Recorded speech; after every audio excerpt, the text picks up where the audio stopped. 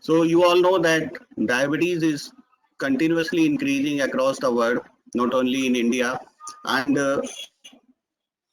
this is the global and Indian scenario. What we can see here that worldwide diabetes is going to 425 million in 2017, which is going to increase at 2045 628 million. In India, which was in the 72.9 million in 2017, is going to be on estimated 134 million in 2045. So I shall be putting me restricted to diabetes dyslipidemia or dyslipidemia in diabetes.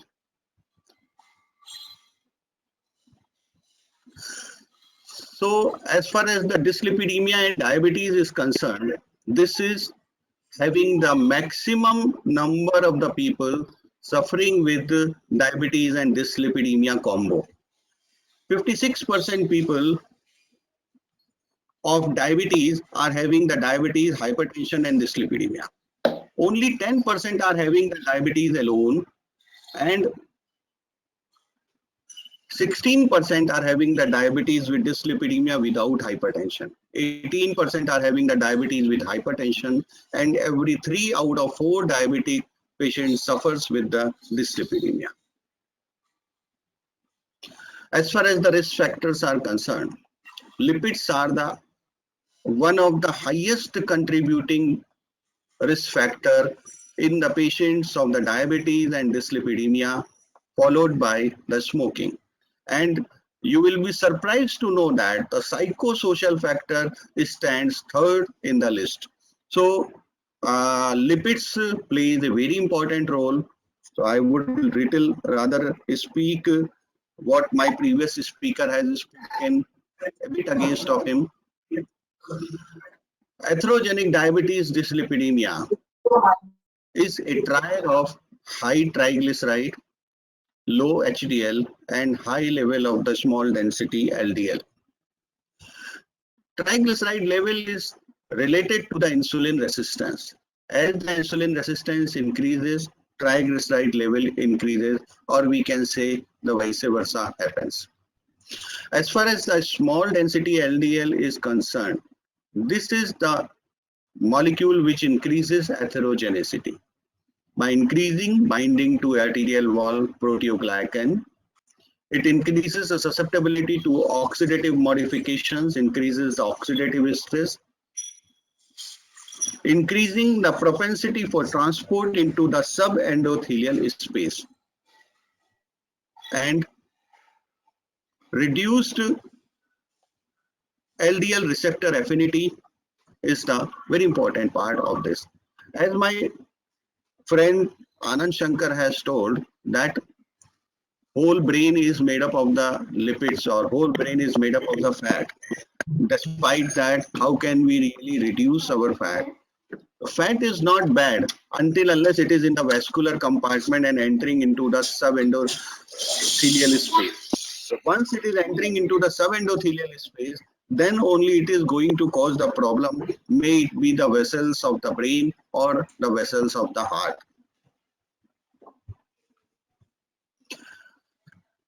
HDL cholesterol is a very unique risk in Indian population because it is low in India, and low HDL cholesterol risk is independent of the high LDL cholesterol risk, although both are additive in the causing cardiovascular adverse outcomes, but both progresses independently from each other.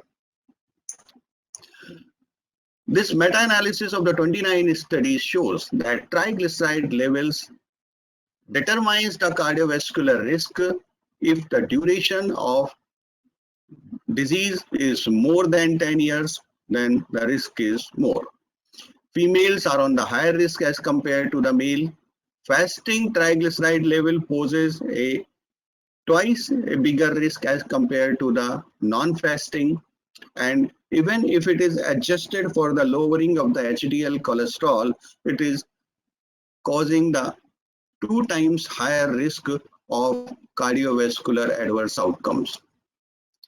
There is a 34-year follow-up study, I think one of the biggest follow-up you can say, and number of the participants are also very high. More than 75,000 participants who have been approximately followed up to the 34 years. Median follow-up was 34 years. Sorry. What we could see here, that participants with non-fasting triglyceride less than 90 milligram per deciliter had approximately 60% lesser risk of cardiovascular event compared to the participants with non-fasting triglyceride more than 350 milligram per deciliter. It means the risk starts increasing beyond 90 milligram per deciliter level of the triglycerides, and it starts intolerable or unacceptable when it crosses the 150 milligram per deciliter. The Strong Heart study suggests high triglyceride and low HDL. This combination have been associated with a 1.54-fold higher hazard of coronary vascular disease, but it poses a more bigger hazard risk for the stroke. 2.13-fold higher risk for the stroke, especially the patient, those who are having the diabetes. 22-year follow-up of the BIP trial, in which elevated triglyceride level has been independently associated with increased all-cause mortality in patients with established coronary heart disease. Before this trial, what we were knowing that triglyceride level is elevated, associated with adverse outcome as well, well accepted fact, but unfortunately, this has not been well accepted that it has got the independent association with the mortality. In this trial, what we could know after the completion of it, that association between elevated triglyceride level and death is graded in a dose response manner. Even triglyceride levels of 100 to 149 are associated with an increased risk of the death. As I already told you, once we cross the 90 milligram per deciliter of the triglyceride, the risk starts increasing.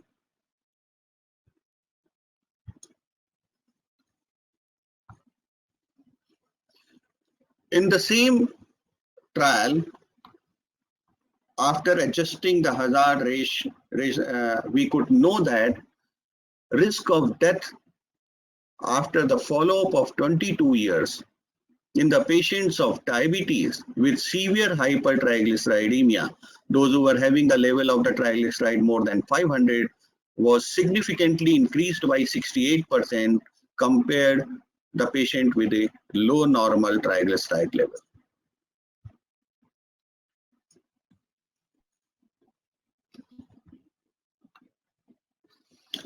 What are the treatment options we have with us?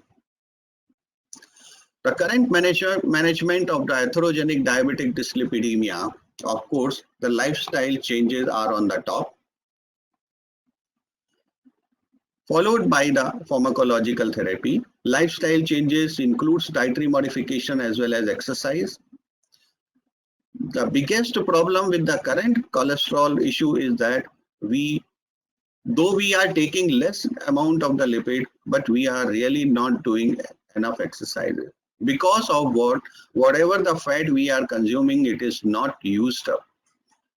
In the time of the keto diet, we understand that intake of fat is not that much injurious as it is not to be utilized. So not to utilizing the fat, not to go for the exercise is more injurious as compared to the intake. Pharmacological options, what we have for this management of atherogenic diabetic dyslipidemia, of course, statins are on the top of the list, followed by the ezetimibe. PCSK9 inhibitors, we have got multiple options of that by different companies. Fibrates, niacin, omega-3 fatty acids, last but not the least, saroglitazar. As Dr. Ashutosh has already told, and I will repeat his sentence, the lower the better. When it has been asked, what could be the lowest limit of LDL cholesterol in a person, or up to what extent we can go to the lower cholesterol level or lower LDL cholesterol level. The answer is as low as you can go. The lower is the better. Important to understand, every 1% decrease in LDL cholesterol reduces the 1% risk of the CHD. Let's have a look on the role of statins. Role of statins has been well established in the secondary prevention. There is no doubt. Almost all studies shows the significant p-value, but in primary prevention, there has been some of the studies which has shown the association non-significant also. What we could see here in this graph, we can see that not only in the secondary prevention, but also in the primary prevention, treatment with statin is associated with lowering of the significant morbidity and mortality. And of course, the benefit is bigger in the secondary prevention as compared to the primary prevention. What does the guideline says? What does the recommendation says? If your patient is less than 40 years, but there is no risk of the atherosclerosis cardiovascular disease, you need not to do anything. But if your patient is carrying the atherosclerotic cardiovascular disease, being a diabetic, being obesity, being a family history, then he entails the higher risk of cardiovascular adverse outcome.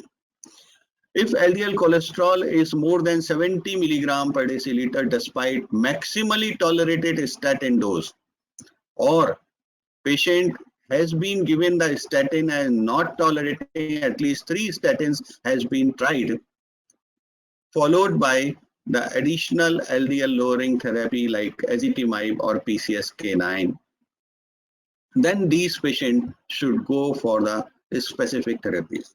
If it is more than 40 years of the age, no atherosclerosis disease, or there is no risk of the atherosclerosis cardiovascular disease, still the patient lies in the moderate risk if he is diabetic.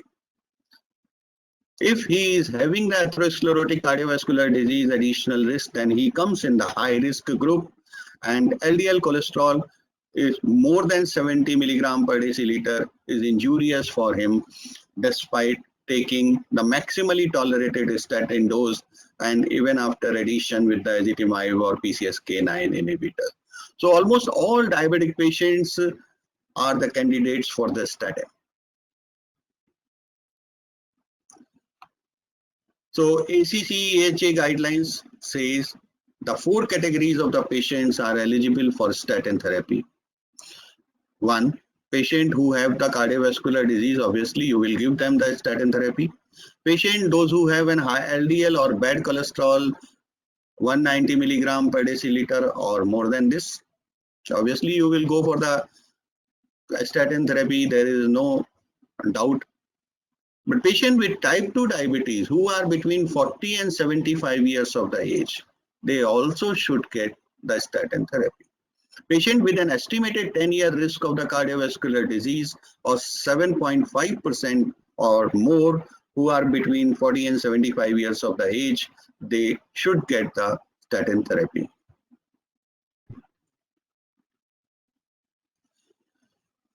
What do we have? Statin and LDL cholesterol. Despite the statin therapy, a large number of the trials says although statin reduces the risk, but despite the statin therapy, the residual risk of cardiovascular disease continues. And because of what many of our friends say that statin is not beneficial, because many of the people see that despite taking the statin, they get the cardiovascular disease. Despite taking the statin, they could enter into the MI or angina kind of the things.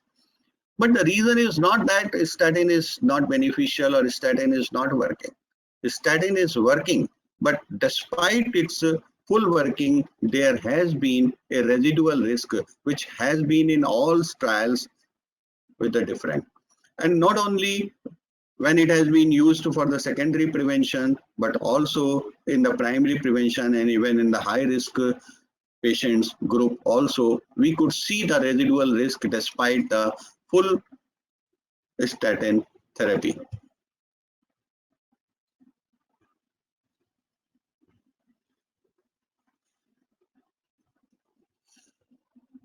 These two trials, which have included the maximum number of the patients, HPS trial, which has included the high risk patients, approximately 6,000 patients, could show that using the simvastatin was helpful in 22% risk reduction. But still the patients were left with 78% residual risk. While using the atorvastatin, we could be able to reduce the 32% risk, but still the 68% risk was continuing to develop the cardiovascular disease. How can we get rid of this residual risk? This is the million-dollar question. Extreme risk category means the patient, those who are having the high prevalence among stable coronary artery disease. There is an emerging treatment gap in achieving the LDL cholesterol target, which should be less than 55 milligram per deciliter. Despite taking the highest tolerated dose of the statin, people do not reach to the LDL cholesterol less than 55. I'm talking about the patient, those who are having the stable CAD. More than half of all patients with a stable CAD are at extreme CV risk, and very few, only 5%, achieve the LDL cholesterol target 55. So they are recommended to be using maximally tolerated high intensity statin to be combined with the ezetimibe if necessary, and it is imperative to bridge this treatment gap.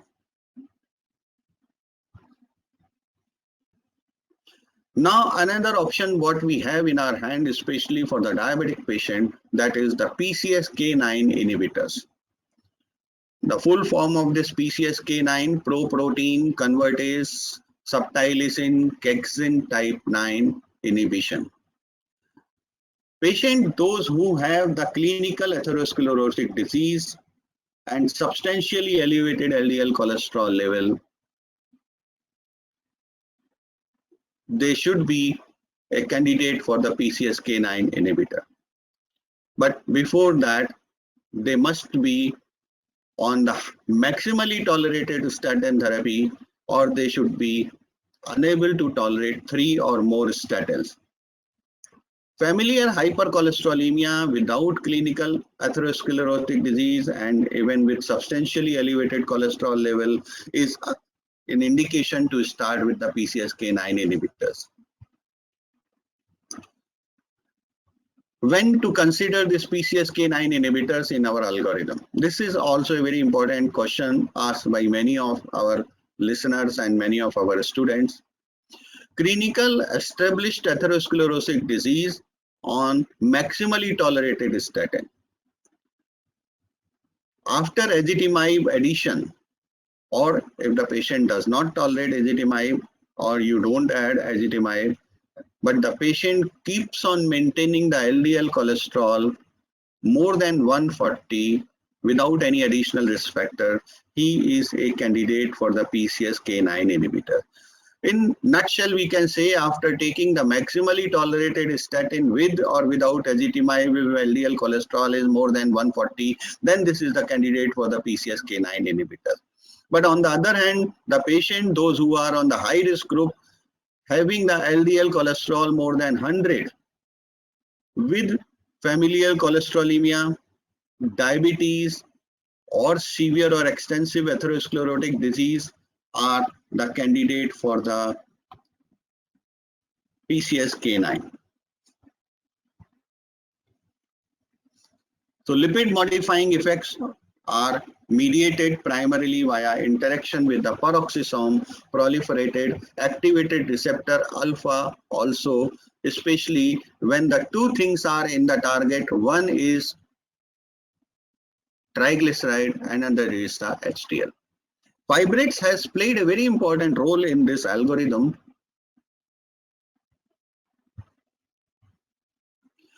A multiple trials has shown a very strong and effective relative risk reduction with the use of the fibrates, especially the patient, those who were having the hypertriglyceridemia, in reducing the endpoints of the fatal and non-fatal MI and CAD death. But unfortunately, it was not very much effective in lowering the HDL. So in other words, we can say whatever the reduction we could achieve with the fibrates addition, that was because of triglyceride lowering. Primary outcome in high-risk patients could not achieved with the lowering of HDL cholesterol. Apart from that, these molecules were having the limitations of the increased risk of the gallstone, abnormal liver function test like high SGPT, SGOT level of the patient with increased serum creatinine level. So obviously, diabetic patient or any patient having the cardiovascular adverse outcome or disease may not be willing to have all these side effects. Let's talk about the omega-3 fatty acid. Omega-3 fatty acid has also been considered a better option to fight with the cholesterol issues, especially when we are willing to improve the HDL cholesterol and reducing the triglyceride level. CVD outcome studies with omega-3 fatty acids have produced almost inconsistent results than trials with the fibrates. So most of the time the studies were having so much variation in their end outcome and results were so much of the inconsistent, then we cannot reach to the conclusion that omega-3 fatty acids could be a really additional to the statin therapies for the lowering of the cholesterol or lowering of the cardiovascular end outcome. Let's talk about the niacin. Larger studies suggest that niacin cannot improve angiographic endpoints and reduce the cardiovascular events in statin treated patients. In fact, it has also been found to be increasing the hyperglycemia. We could not see any difference in the primary endpoint of the major vascular events between the niacin and the placebo group. No reduction in the primary endpoints could be achieved about major vascular events. Saroglitazar, it is a new molecule which has been recently introduced. This is the first approved dual PPAR alpha and gamma agonist for the treatment of the diabetic dyslipidemia specifically, and mainly targeting the hypertriglyceridemia in type 2 diabetes, those who are uncontrolled with statin therapy. Again, important to understand that saroglitazar is to be used in the patient, those who are not getting appropriate reduction in their hypertriglyceridemia despite taking the maximally tolerated statin therapy. Then this is the time when you can add the saroglitazar only in the diabetic patients because it has its effect on the glucose level also. That's why it is not recommended in the non-diabetic patient by this time. So it has got the powerful triglyceride lowering, good glycemic control, and glycemic control is almost as good and somewhat better than the pioglitazone, which is another PPAR gamma agonist. This has been the message of the PRESS-5 trial, in which we could see that 4 milligrams saroglitazar has significantly reduced the triglyceride level. Approximately the percentage reduction was 45%, plus 45% plus minus 24.78. On the other hand, the pioglitazone was found to be having almost similar level of the correction of fasting plasma glucose, which was not very much different than saroglitazar.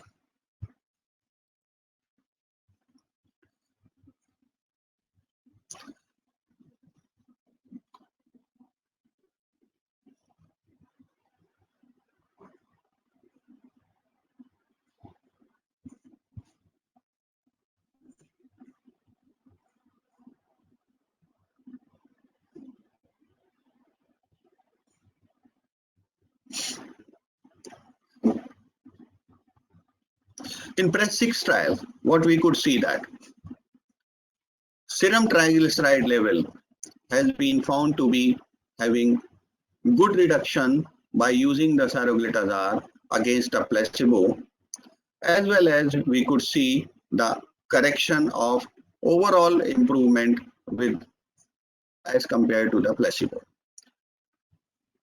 In another study in the Indian Heart Journal, in which the observation of the evaluation of the safety and efficacy of the saroglitazar in Indian diabetic patient has been done. Let's have the results of this. This study has shown the effective lowering of the triglyceride, about 35.8% reduction of the triglyceride, and effective lowering of the non-HDL cholesterol, approximately 23.4% reduction of the non-HDL cholesterol. After using it for the 3 months, even it has been found to be reducing the 0.9% HbA1c in the patients of the diabetes. So not only it has been found to be effective in lowering of the triglyceride, but also reducing the glycemia. The effect of saroglitazar on glycemic parameters after the 3 months we could see was good even on the fasting as well as postprandial separately. As far as the body weight is concerned, saroglitazar administration did not lead to the weight gain. So no serious adverse events could be seen. So in summary, we can say that cardiovascular disease, of course, it is a principal cause of the morbidity and mortality across the world, and especially in the diabetic individuals.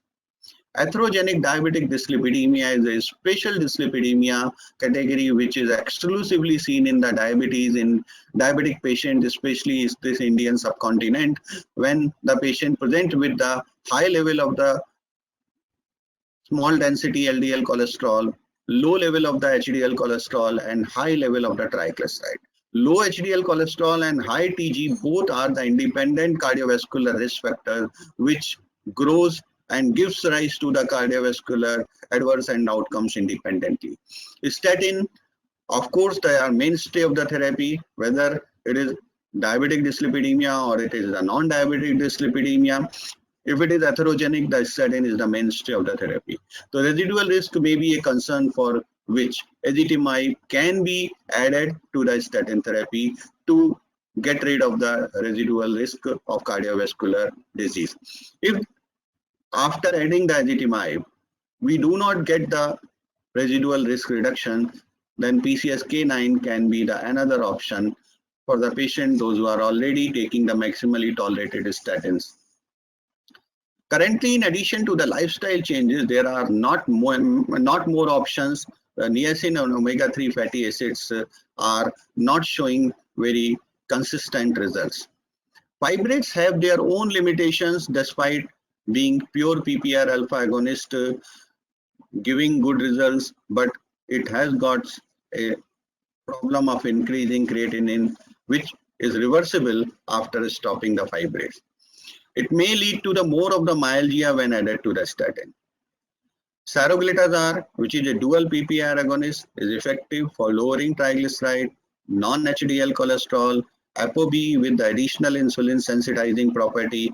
So of course, this could be a better option for add-on therapy for reducing the residual risks of the statin after giving the full dose or maximally tolerated dose of the statin. This could be a preferred addition in the diabetic dyslipidemia. Thank you very much for your